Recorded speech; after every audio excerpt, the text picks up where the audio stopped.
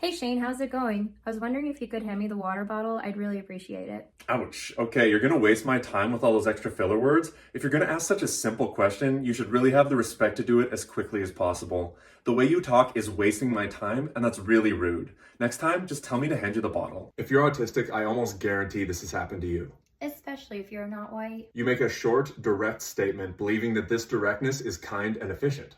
But then you're told otherwise. The person proceeds to focus on how you said it instead of what you actually said. And then when you try to elaborate in response and explain why you said what you said, it's deemed as defensive, combative, disrespectful, rude, all these other passive aggressive ways of someone just trying to basically say, get back in line, based on what they deem is the proper way to say things, completely disregarding your own authentic way of communicating. This is called tone policing, and it's a form of oppression that people of color and autistic people have to deal with all the time. To give you an example of what tone policing is when someone, usually a privileged person, in a conversation of oppression, shifts the conversation from what the oppression is that is being discussed to the way it is being discussed, and it is all about prioritizing the comfort of the privileged person in the situation over the disabled person. And we have an example of tone policing that just happened yesterday. Z was just trying to get added to this Facebook group, and she messaged the person who owns the Facebook group saying, "Add me to group."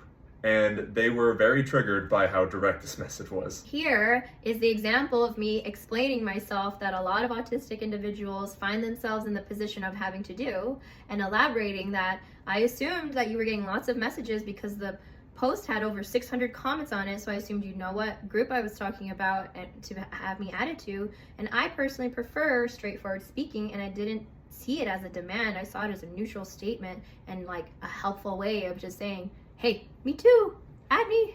And this is where the person starts to use really manipulative language to say that, oh, many people want to be spoken to this way, and then it just gets worse and worse. Then she tells me that anyone would think the way that she does and tries to use like some sort of invisible mass of humans and social pressure on me that just doesn't work on me. If she would just say, I am triggered by your communication style, I really need you to speak to me in this way, and owned it as her own personal preference, that would be one thing. But she's very clearly making it about how you better act a certain way or else the invisible horde of people is gonna be upset. She starts telling me that I'm demanding and that I was rude, and now I'm being defensive when I'm just explaining why I even sent her a message. And she's openly created a post about a group and being added to it. And then when I volunteer myself to also be added to this group, she says that I'm demanding something from her. She literally is asking people to demand something from her. I don't understand. Like, you didn't tell people, hey, ask me if you should be added to their group. She was like, let me know if you want to be added to the group. I let her know I want to be added to the group by saying very directly, add me to the group. What? Oh my God. She expressed her preference in communication, and I respond by expressing my preference in communication. And then she responds that I have an opportunity to learn here and has no desire to learn about my approach. Why is her approach the only one that matters right now? And why does she expect me to care about her preference while she has zero regard for my preference? As a PDA autistic, manipulation tactics just do not work the same way. And this person clearly doesn't have experience with someone being able to withstand her abilities to manipulate. She's like, me telling you that you're rude is a manipulation tactic? Yeah, it is. Duh. Okay. The level of unconscious this woman is about her demanding nature, demanding I change the way I speak because I'm too demanding, and the hypocrisy involved there makes her a very dangerous person, both for the autistic individuals she works with that she should not be working with, and also for people of color. This is where I started to see the level of entitlement she had towards her own preference, and where I started to realize, oh, I've seen this behavior before in other ways. Let me let her know what that is. So I inform her that tone policing is a form of racism as well. You should probably educate yourself on the different speech styles instead of trying to manipulate people into thinking what is not rude, which is actually very rude to be doing. And she calls it the racism card. My genuine effort to provide her information on a topic is a racism card. My little heart. This idea of, oh, the race card is just another thing that you can harken back to. Look, everybody, somebody's not acting the way they're supposed to. Look, they're pulling the victim card on me.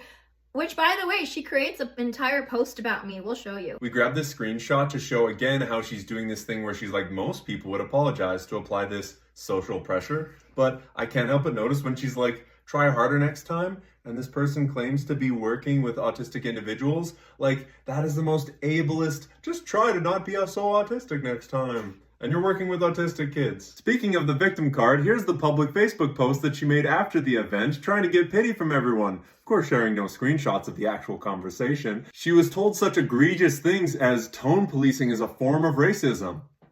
Because it is. This is what us as autistic individuals experience since childhood, is when we point out the hypocrisy in other people, they then completely flip it around and make us the targeted individual. This is what she's doing. She's now inciting complete online bullying towards me, and in the comments she tags the groups that I run, and she's telling people who I am in that way. This is not like an anonymous thing at all. And if you want to know who she is, please DM me, because if you're a person of color or have neurodivergent children, you should not be seeing this lady. She is not a representation of our profession. The American Association of Naturopathic Physicians actually started their entire conference with a keynote speech on diversity. We find diversity and combating racism very important in our profession. She is not an example of what we as naturopathic doctors actually stand for. But the point of this video is not to complain, and it's not even just so that autistic people can come together and relate on this similar experience, which is important,